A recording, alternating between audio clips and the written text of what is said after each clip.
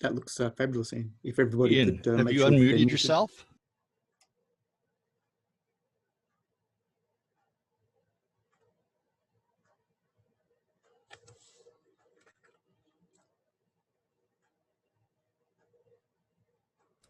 I think he's there. Ian.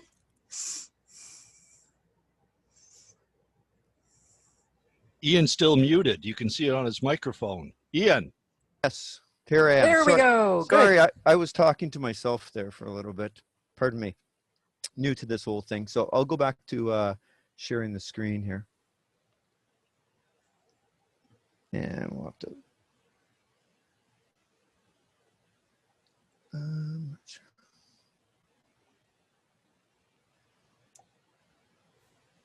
Go back to the start. Yeah. I'm trying to go back. There we go. Okay. I'll start. Just hit your arrow keys. There you go. Okay. So as I was saying to myself, that this year's a little bit different in that we only were running club events for the first 2 and a bit months. So we do have some pictures from some club events at the beginning, and then what I asked people to do is supply photos of what they were doing during the COVID-19 times. So we'll have a little bit of both of those. So we'll move on here. And if anybody wants to make any quick comments, please push your space bar and add a little bit to the slideshow. So as we started, this was actually our December meeting from last year. So that was our silent auction. And as obviously this year, our sort of December meeting is quite different. And we were raising funds for critter care at our December meeting. And then in January, we had John Reynolds give a recap of the Christmas bird count. And I don't know about you guys, but when I see photos like this, I get a really odd feeling seeing everybody sitting so close together. And, I'm hoping at one time we'll be back like that again. Yeah.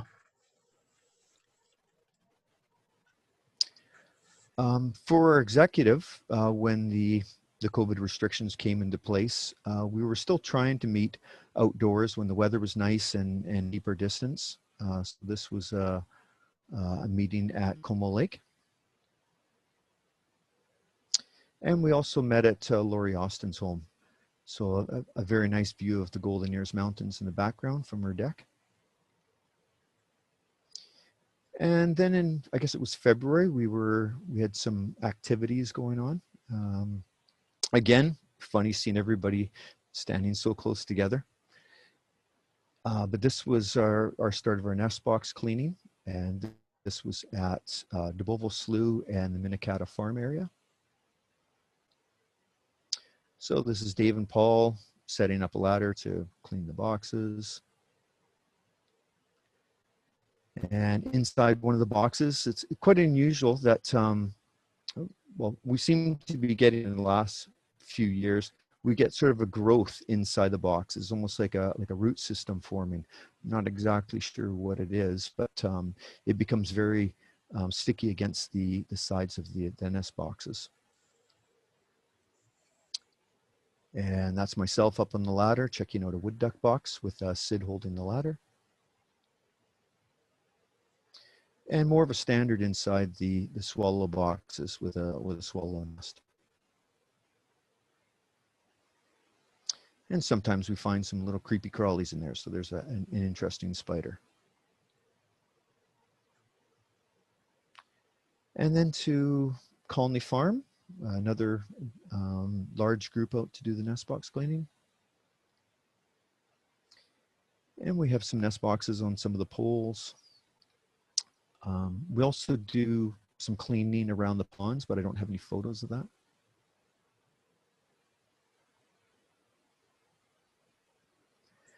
I thought this was an interesting photo of Brian. I'm not sure if he's practicing for the putting the bean bag on top of his head and walking with it or not, but he's got the hard hat that's trying to fall off.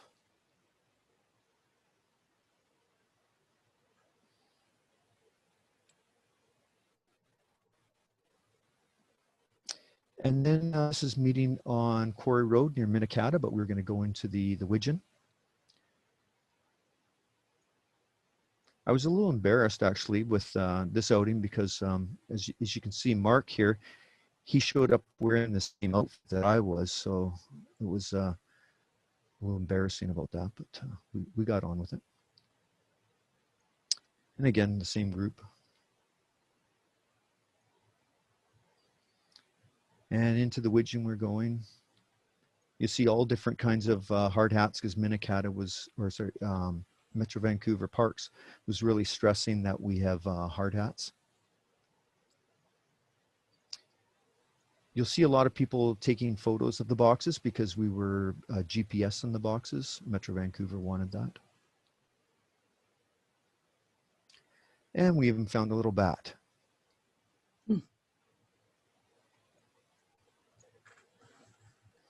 And a red-breasted sapsucker was spotted. That's actually what the people were looking at in the previous image, and this one too, was the sapsucker in the tree. Oh, okay. Thank you, John. And always a nice spot to have lunch down by the water.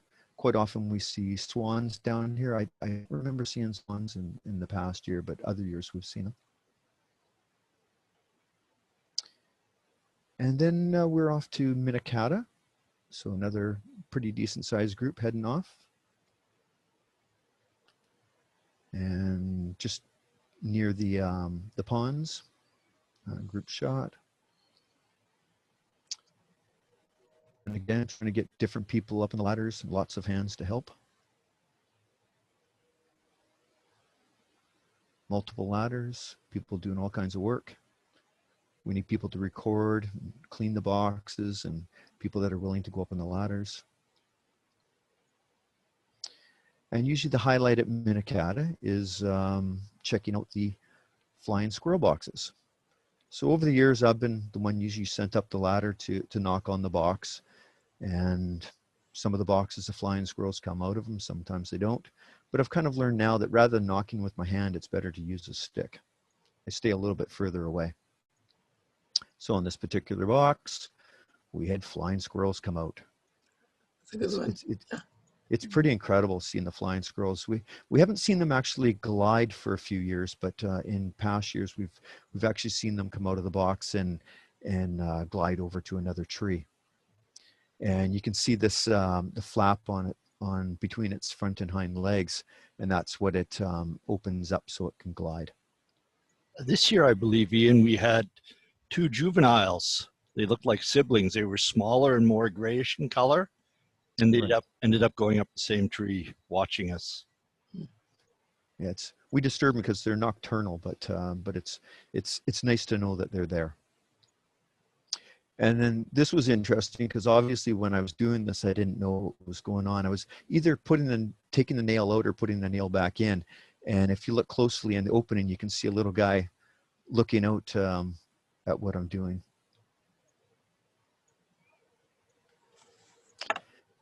And then I didn't mention it, but when we went originally into the Widgeon to do the nest box cleaning, we'd been told by Metro Vancouver that we had to take down a whole bunch of the boxes that were on these fence posts. And we must have taken down probably at least 10 or 15 boxes from this area because they were going to be dismantling some of the buildings there, and they wanted the boxes removed. But after we removed them, there was a sort of a second thought on it, in that there was a lot of the swallows that were flying around and looking for these boxes. So we were contacted by Metro Vancouver to see if we wanted to go back in and put up some of the boxes. So this was right at the time of the COVID restrictions. So we did this outside of the the BMN events, and it was a small crew that went in there and put up some of the boxes. Now, what was really interesting was I think we were planning on only putting up 4 boxes, and we found that as soon as we put up the boxes, the swallows were right there. And one particular box, I couldn't even get off the ladder, and the swallows were already going into the box. Yeah. Now, I was hoping to actually show a video of it. I was still up on the ladder, and the swallows were swarming my head and going into the box. But to do with the Zoom, the video was quite choppy. But it was quite an experience. And some photographs of the swallows. Literally, they were fighting over the boxes of who could get in there first.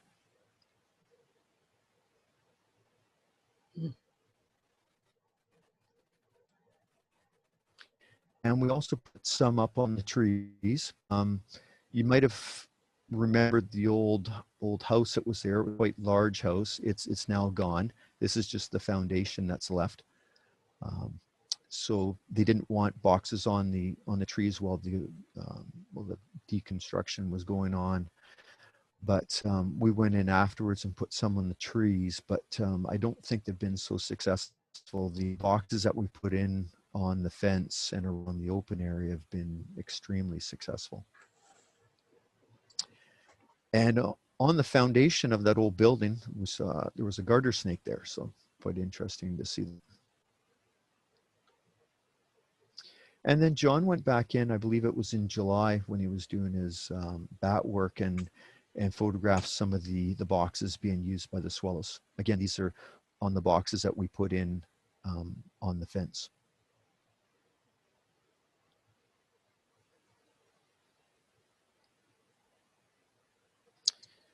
So this is getting onto the bat team work. So this is at Widgeon. These are bat volunteers, Jolene, Dee Dee, and John, Christina, and Gord. And they're in front of several of the bat boxes installed in early March at the Widgeon Marsh Regional Park. This is Jim Atkinson inspecting one of the BMN bat boxes installed near Noons Creek Hatchery. And this is back in the Widgeon area with the bat mini condo. And so they did some retrofit work, included installation of a bat chamber on the outside of the condo and placement of siding from a building that bats used to roost under at the Widgeon. So they took some of the wood off of one of the old buildings that had been used and put it onto the condo. And the BMN bat program participated in a study of bat diets of bat guano at Colony Farm and the Widgeon Marsh. This is Amy and Delaney at Colony Farm collecting the bat guano.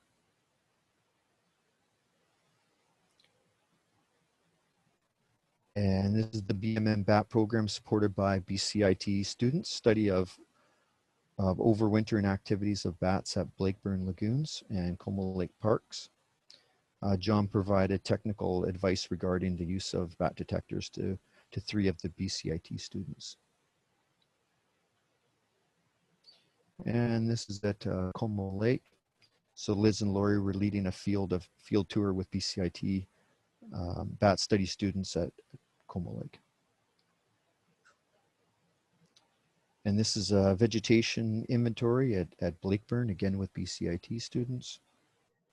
Lee Harding participated in the first day of field work and provided expertise in GPS and supported this study. And this was our invasive plant removal. I believe this is at Como Lake.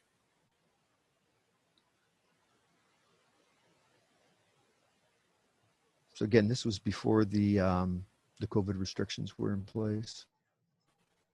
And this is working with the city of Coquitlam. And that's the big pile of what they were able to pull out.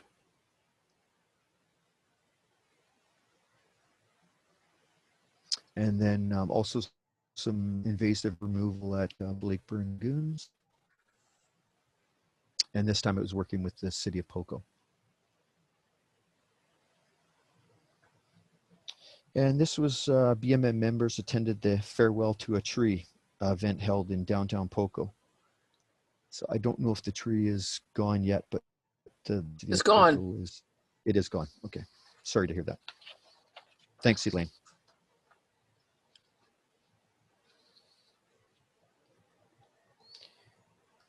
And this was a Friends of Dubovil Slough Appreciation Day. And this was in October 25th. And we had Edie, Mary, and Christina were there as well. John was there as well. And John was there with his bat display. And I believe this meeting happened before we did the nest box cleaning at Widgeon. And this was meeting with Marcus from Metro Vancouver and explaining what Metro Vancouver had planned for the area to do with boxes. As you might know, that the Widgeon is going to be changing in the next 5 years with more access from people. And they'll be doing a lot of work there. And Christine had mentioned meeting with Ron McKinnon. So this happened on January 24th. And then also there was a concern of BC Hydro doing some vegetation cutting during the nesting time. And so we were able to meet with Rennie Roddick. That was Jim, Judy, and John met with him, and to discuss the cutting of the vegetation along the Coquitlam Crunch.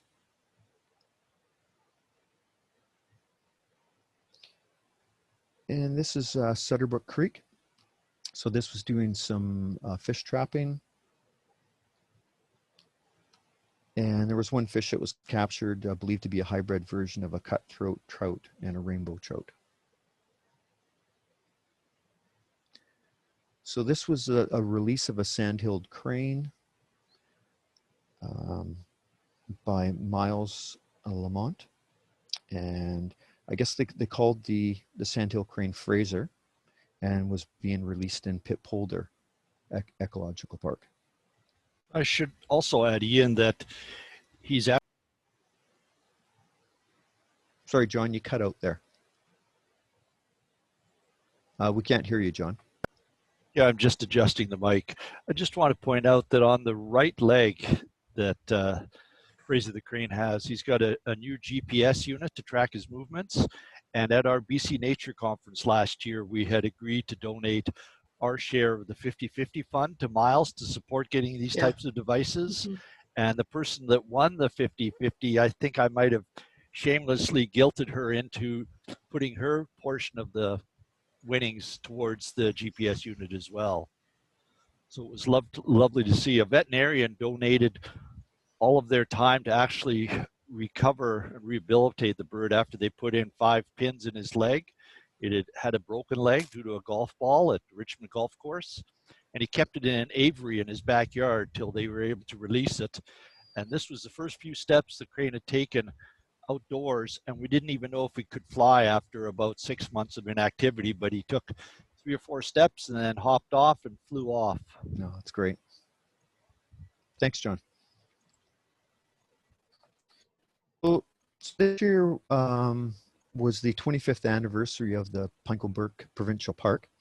And, you know, too bad it had to happen on a year where we couldn't gather so much, but we still contacted BC Parks. And this is Erin Rutherford. Actually, she used to be a BMN member back in the 90s. And she grew up in Coquitlam. And she came out with some stuff, had a bit of a display at the entrance to Pinecone Burke Park on Harper Road. And so you can see a little bit of the stuff that she brought out.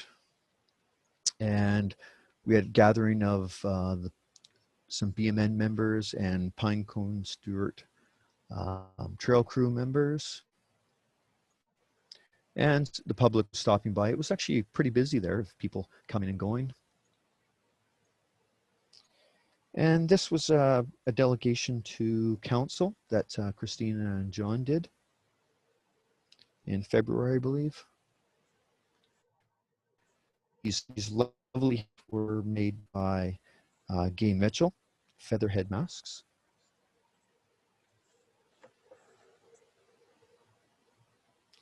And then we had some members that got awards this year. So this is John and Christina.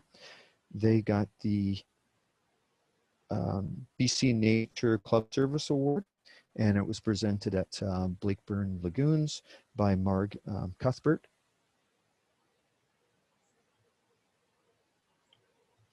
And Laurie Austin also won an award this year for the Coquitlam Environmental Achievement Award, and hope not missing anybody else.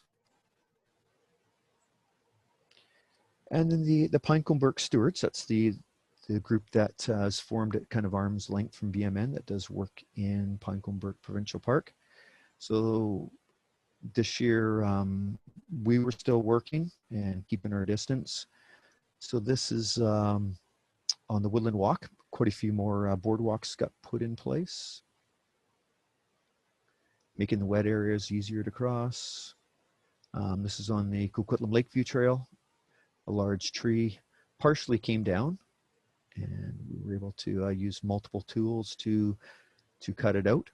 The one piece, this larger piece here, is still sitting there, so we still have to go back in again and move that out of the way, but people can still easily get by it. We also worked on the South Slope Trail, giving it a lot of work and cleaning it out. It's in really, really good shape right now.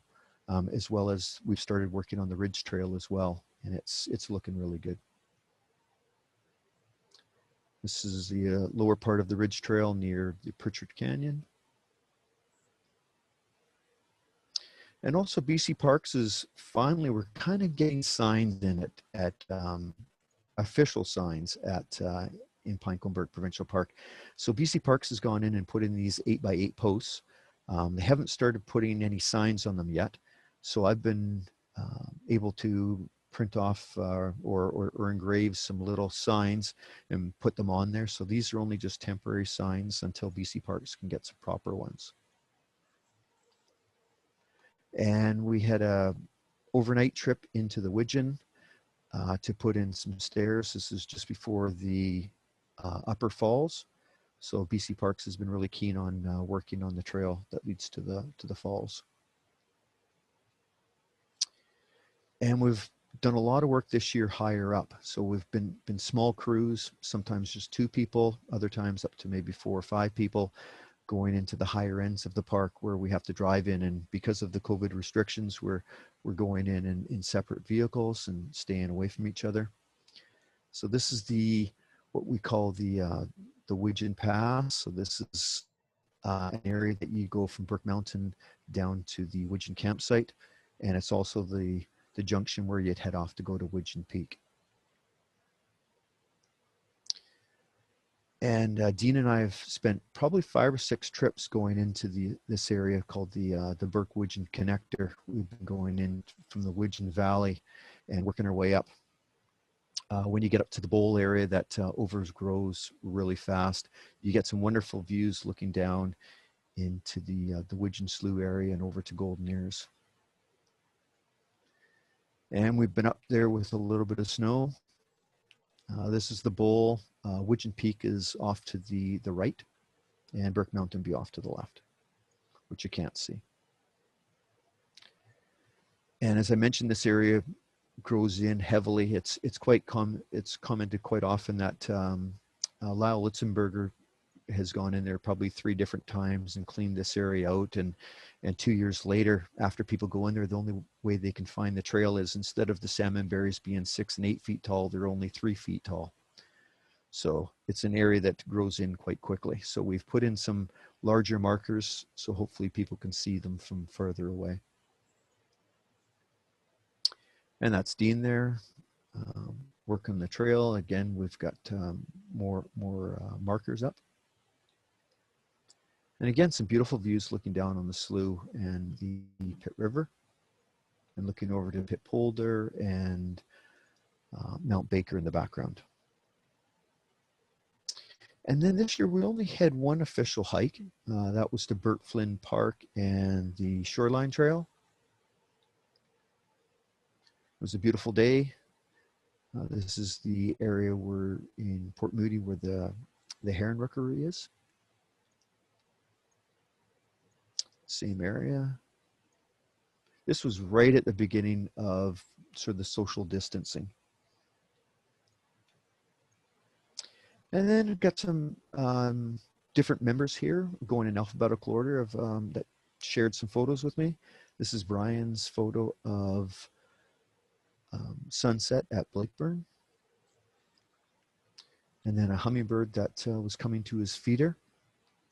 What I thought was really interesting with this photo, it's an incredible photo, but looking at the tiny little claws of the hummingbird, it's quite amazing. And then COVID times, the long hair, right? So lucky enough, we have hairstylists that came to our backyard and cut Deanna and my hair. And that's what it looked like after a little bit of haircut. I imagine there's still some people out there that haven't had their hair cut. One thing that's been wonderful for myself and my wife Deanna is that we've been spending a lot of time in the Chines area. There's incredible trails in the area. It's only just a few blocks away from where we live and very few people in there. So we were getting a lot of exercise throughout the COVID times in that area. This is an area that was extremely muddy that I did some work on and put in some boardwalks. Yeah, and also, you know, I really know a lot of places that you can go to stay away from people. So if you're interested in trying to find some places to hike and not see people, let me know, because there's some areas that see a ton of people and there's other areas that hardly see anybody. So this was a trip Bunsen Lake going up to Swan Falls and only saw a couple of people on the trail. Nice view from that area, looking down onto can't think what the lake name, but it's part of Bunsen Lake, but it's the north end of it, and looking down into Indian Arm, and also looking over towards Mount Seymour. So this is the main part of Mount Seymour. This is Tim Jones Peak and what they call the first pump of Mount Seymour. And this year I had a bit of extra time because I wasn't leading the BMN hikes or the City of Coquitlam hikes, that I was able to tick a few things off of things that I'd really wanted to do, and this is Runner Peak. So I was able to get up on Runner Peak this year.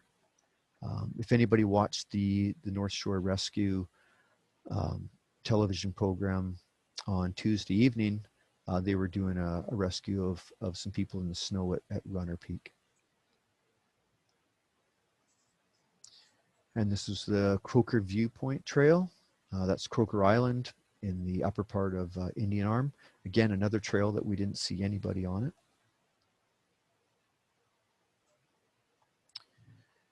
And this, I don't know if anybody knows what this is on the rock, but that is actually a dipper's nest. And thanks to Jeff Rudd for pointing it out, and I was able to go there and photograph it. And Dean has been working on a trail on Eagle Ridge that's quite nice. So there was one tree that he wanted a hand with, so we were able to go up there and cut a large section out of it. In this photo, again, Jeff was lucky enough to find it and told me where it was, and it took me 2 tries before I went there to find it. I don't know if anybody can see it, but in this photo, there is a little tiny hummingbird nest. And he'd given excellent directions on where to find it, and I did not find it after looking for 10 minutes the first time, and finally talked to him again and went back and found it. And they're so well hidden. And this was on a hike in the Delta watershed, Barred Owl. And I believe this is a Swainson's thrush. If anybody disagrees with me, they can let me know, but it's a bird that I hear so often, but I rarely see. And at this time when I took this photograph, I wasn't even sure what bird I was photographing. I zoomed in as much as I could with my camera, and then I figured it out afterwards.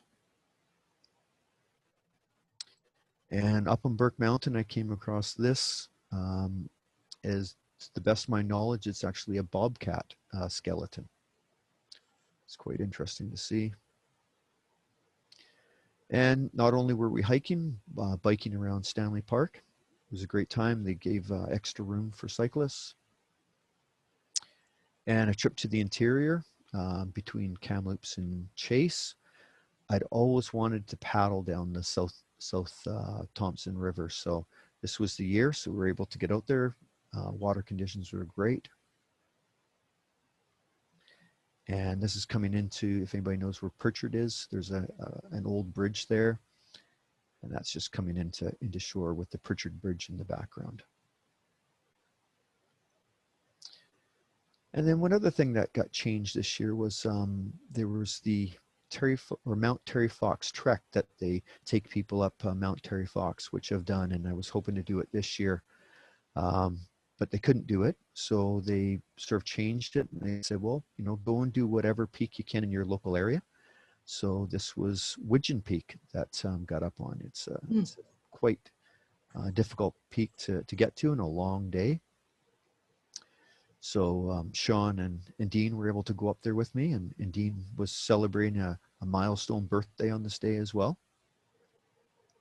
And so we're looking back to the right side of where Dean is the 5 fingers in the background. It's a beautiful, we had a beautiful day up there. We also did some trail work on the way back. And that's looking down into the Widgeon Slough and Upper Pitt, or not Upper Pitt River, but the Pitt River near Grant Narrows. So this is where people paddle across and go up the Widgeon Slough. But incredible to look at it from on Widgeon Peak. And this was the final hike that I needed to do to complete the 105 hikes book. So this is the Skywalk Trail in Whistler area, and this is Screaming Cat Lake. It was Screaming Ian Lake on this day because it was pretty darn cold. This was the beginning of September. And these are John's photos, John Saremba's. So this is Cooper's Hawk, I believe, at Blakeburn Lagoons. And this is Sandhill Crane Nest at Minnetonka. And the herons at the Rookery in Port Moody. There's actually 4 juveniles in the one nest. They had a very good year this year for recruitment of the juveniles. And Lee Harding took some of our boxes that needed to be repaired and fixed them, and then was kind of asking, well, what do I do with them now that I've fixed them? And I said, well, we'll have to wait till next year. And so he decided that he'd put them up in his backyard. And he actually got some really interesting things. So here's a chickadee that's, I'm not sure if it nested, but it looks like it's certainly bringing some material or taking some material out of the box. Got a junco in one of the boxes. And a Douglas squirrel. I love the way the Douglas squirrel is hanging on its hind leg. And it looks like it's been doing a bit of chewing at the box as well. And then I believe this is a nuthatch that's Nice. having a look at the box as well. And then our Michelle and Ty, they live in Victoria now. So this was their indoor wildlife that they were seeing during the COVID times. But they did get out on some walks. So this is in, I believe it's Fort Rod Hill with the lighthouse and some great blue herons. As well as they were looking at shells. And I don't know if there's anybody here that knows what shell this one is. This big one here, but Michelle had mentioned that the tides were extremely low and they were seeing things that they don't normally see, but they couldn't identify that one shell. I think that's a moon snail. Thank you. And I believe Michelle and Ty are on the line here too. So, and here's some more shells that they found in that area. And in the Machosen area, I guess it's a sheep farm. And then Vladimir sent in some bear photos. Looks like a young one here. and one getting some salmon. And I thought this was interesting how this photo was taken, where I think it's almost perfect for the Christmas time in that the bear almost looks like it's got a red nose. So I thought that was kind of interesting. And then if anybody knows Don Gillespie, he's going to be celebrating a birthday on December 17th, which is next Thursday. And Don's going to be celebrating his 90th birthday. So this is one of my favorite photos of Don at Blowdown Pass near the Duffy Lake area. And so, you know, if you know Don or you want to, please reach out to him and give him a phone call or send him a card and wish him a happy 90th birthday. And this is Don up on top of a peak that's named after him. So thanks very much for joining me on this little trip of BMN activities. And here's the people that submitted photographs. I don't know, Victoria, if you want to take over? Or I think I was supposed to chime in. On behalf of the club, Ian, thank you very much for another wonderful presentation. You have a magical ability to weave in some interesting stories and keep the presentation moving along. As I was watching your presentation, several things came to mind, and it's above all, even during this dark time of COVID, it's the value of nature spaces that we have that really comes to light. That it strikes me that we've had record numbers of people visiting our parks, and without those parks, where else could we go? It was the one thing that helped people manage stress.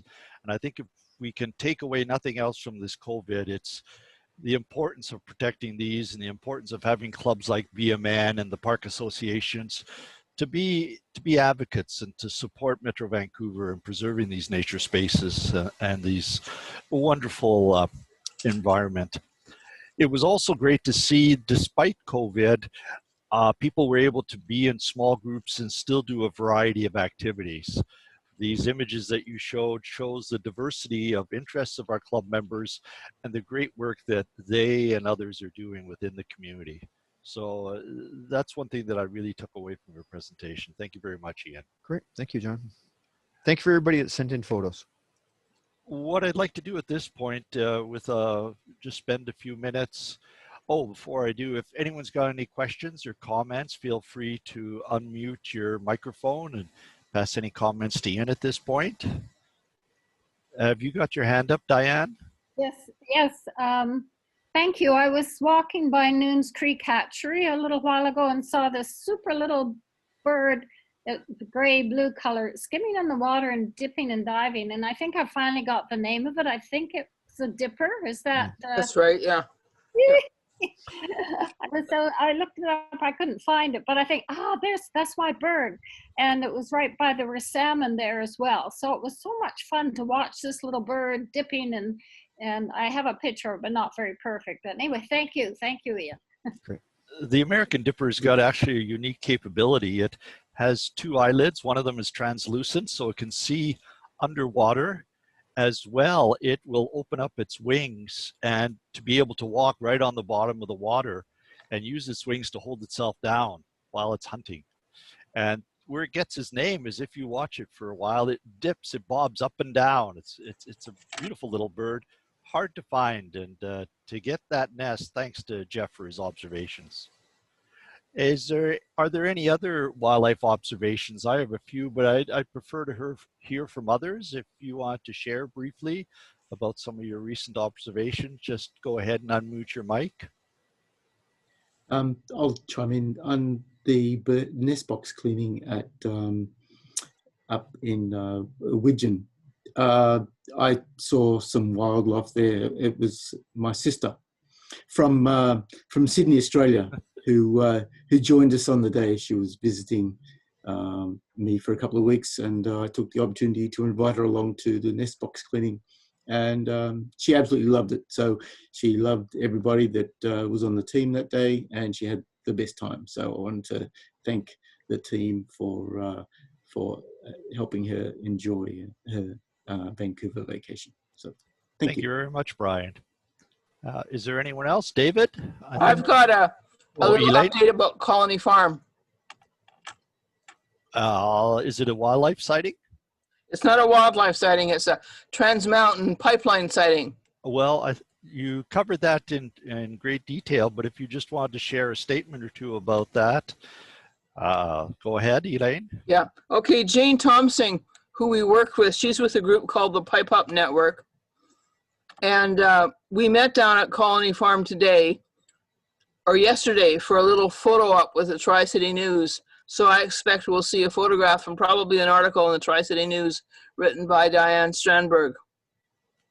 Oh, excellent. Thanks for that update. And for those that aren't aware of the project that's going to go ahead at Colony Farm, be sure to look at the article in the latest BMN newsletter that Elaine's graciously taken the time to report on. David? I'd just like to say that, as I spoke before, we had 44 cedar waxwings at the neighbor's tree. And we had some pine siskins and a lot of starlings. I would ask you to look carefully at those waxwings, because there was a flock at Blakeburn Lagoons and someone identified positively a Bohemian waxwing in with the cedar waxwings. So keep an eye out for that little straggler. Yeah, I didn't see any Bohemians. I was really looking closely. I think this year, because it's relatively mild, we're still seeing a lot of berries out and even apples on the trees. Yeah. Is there anyone else? Yeah. Now, is it possible for me to share a screen? I've got a quick little video of an eagle working on a salmon carcass. Is that possible? It is possible, but I'll just mention that we've had some issues. Don't be too disappointed if you'll be able to see it and it'll look really good on your system. But Oh, okay. The rest of us may be seeing it with clip versions. The sound is good, but there may be individual screenshots rather than a really smooth video, but that's okay if it's quite short. Our IT specialist, Brian, would you be able to allow Jeff to share his screen? Yep, I've just made Jeff co-host, so Okay. Jeff, you should be able to share your screen. Okay, let me see if I can. If you go down to the bottom where it says share screen. Yeah, okay. And then pick the app, pick the program you want to share. Yeah. You'll have to select make sure the video is open on your computer. How's that look? I don't see anything. No. Nothing? No. You haven't. You gotta share your screen. Yes, you first have to select to share your screen. Okay, maybe it's not worth it, but let's see. Oh, here we go. And then you'll see a series of windows on your computer screen, and you have to make sure you select that video among the different thumbnails that are shown. Oh, let's not worry about it. Okay. It's not worth trying. Thanks, Jeff. Okay. Try it a different time. I just want to say that I've been watching all the episodes of the North Shore Search and Rescue, and I was so impressed. And then I started thinking that we were so lucky to have our very own search and rescue guy in our club. Yeah. Right. Way to go, guys. Here, here. Amazing work. The long line rescue, when someone is dangling, when you have 4 people on the end of a line that's 100 to 250 meters long, it's just amazing what those helicopter pilots can do these days. And just recently, they are now able to they have night vision goggles, and they're able to fly at night. But sometimes they have to stay overnight with the person that they're rescuing. So We actually have 2 members. We've got Steve, who's on the line tonight, and Jim Del Grand is a member of the Coquitlam Search and Rescue. So we're well looked after. Okay, I've got time for just a couple more wildlife sightings. Maybe I'll chime in. Jim and Loretta, our neighbors, seem to be outdoing Christina and I in terms of sightings at Blakeburn Lagoons. We live quite close to it, but they've got very keen eyes. And they were the ones that told me about the redheads that are appearing at Blakeburn Lagoons. And on the same day, we were able to see a Eurasian widgeon standing out quite nicely with a reddish head among the other American widgeons. And at the same time, there was 3 redhead ducks out there. There was also a common day because we had a common merganser that spent about 10 minutes trying to eat a bullhead, which is one of the fish out there. And I think it ended up gumming it to death. That poor bullhead, it kept slapping it around. And then finally, after 15 minutes, was able to swallow it. As well as the common merganser, there was a common golden eye out there. Anyone else? Okay, at this point then, I'd be happy to turn this back over to Victoria to see us out. Hey, thank you, John. Can everyone hear me? Yeah. Yes. Yes. Yeah, we can hear you. Yes. Can everyone see me? You may notice that I've Nope. got a hat on. It depends on how your screen is set up. Oh, the 50-50. Some of you may recognize this as the ticket seller's hat at our December meetings. I can't sell tickets tonight, but we can still have a door prize. And I'm going to share my screen and describe to you how we're going to be doing that. Hopefully it's going to work. What I have here is a festive Excel worksheet. Tried to make it a bit festive anyway. We have as a door prize, we have a $20 gift certificate for the Backyard Bird Store. And what I'm going to do, what I have done, I have listed all the BMN memberships by their first name, so either a family or an individual membership, and assigned each membership a number in sequence, which runs from, as you see, 1 down to 155. Sean, whose last name starts with a Z. And we can use a special function in Excel called a random number generator. So if I click on this cell here, you can look at the formula up here. If I plug in the, complete this formula to ask Excel to choose a number between 1 and 155, it will do this, and it is a totally random number. And then we'll see what number has the corresponding name. And one of the problems is that we don't have 155 connections on this call. So odds are we're going to have to do this a couple of times, but we might get lucky and get someone who's on the call win this door prize. I'll just add also that the 2020 executive members and their spouses have been removed from this list. So does anyone, why don't you all unmute yourselves? Because honestly, I'm just talking into the void here. Please unmute yourselves. Okay? But be careful what you say. I don't want to hear any personal comment about hats or anything else. I think that looks great. Thank you. Dare I say Queen Victoria? You remember John Reynolds' presentation starting off with the first slide. Yes. Last year. Yeah, my husband's always humming God Save the Queen when I ask him to do something. So yes. Okay, so is everybody ready? And we'll give this a go for the first time. Let's give it a go. Okay, so I've filled in that formula, and Excel, when I press enter, it's going to choose a random number between 1 and 155. There we go, 51. 51. Okay, let's see who 51 is. Roll down. Roy. And I think that is, I just have to, Roy Gooderich? Yeah. Yes, and unfortunately, I don't think he's on the call. He was in one of the photographs. Going once, going twice. Yeah, okay, I'm going to do this again. Sorry, Roy. Yep, sorry, Roy. Okay, 31. Let's see who 31 is. Karen and Harry. Starting, I can't. We're going to be going all night. Yeah, no. Once, going Oh, twice. Crosby's. Yeah, right. No, I don't think they're on the call either. Yeah. Okay, third time lucky. Okay, ta-da! 69, lucky number 69. And that is Rita and Ron. Rita and Ron. On long? I didn't see. No. Oh, no. Are they on the call? No. Didn't see them. I didn't see their name. Okay, all right. I didn't think it would be quite so painful, but Oh no, this is This is entertaining. pretty- this is good. oh, okay. You guys are all If- right. Yes, Oh, this is 88. better than improv. That's right.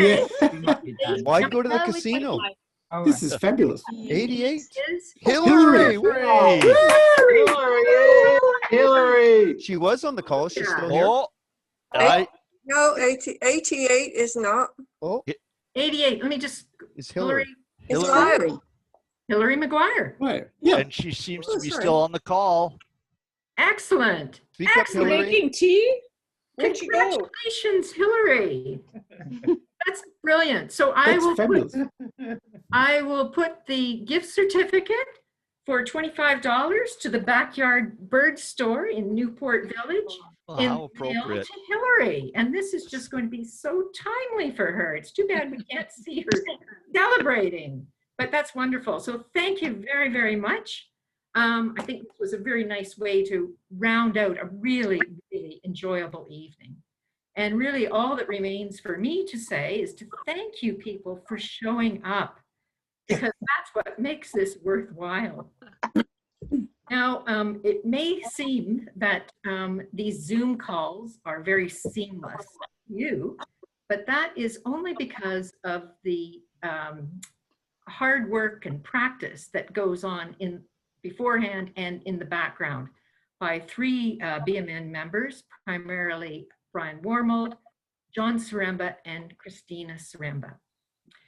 And yes, clap, clap, clap, clap. Yes, Clap, clap. thank you. Victoria. And Victoria, you know, as subjects of the Queen, we aims to please. Yes. I Yes. know. Absolutely. I know. A tough ruler. No, it's lots and lots of BMN people who volunteered their time and expertise over the past year. And I'm just looking, it's going on 9 o'clock, so I'm not going to go over that tonight. I'm going to write an article for the January newsletter where I will thank everybody who's made contributions this past year. So now I'm going to end the December meeting of the Burke Mountain House and hope that on behalf of the executive, I hope that you have a happy and very safe holiday, and we'll see you in January. Thank you. Thank you. Yay, thanks, Victoria. Happy holidays. Merry Christmas, everyone. Happy Festivus. Merry Christmas. Happy Yeah. holidays. Long live the Holiday Queen. time.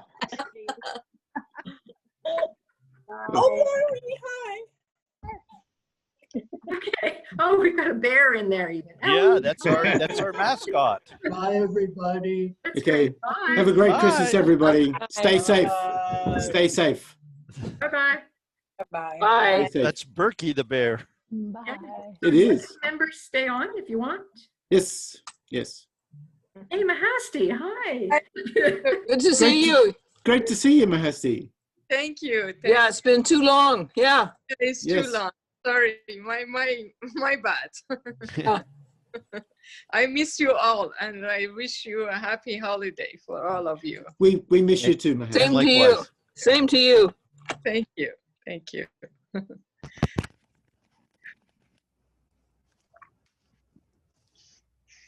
Okay.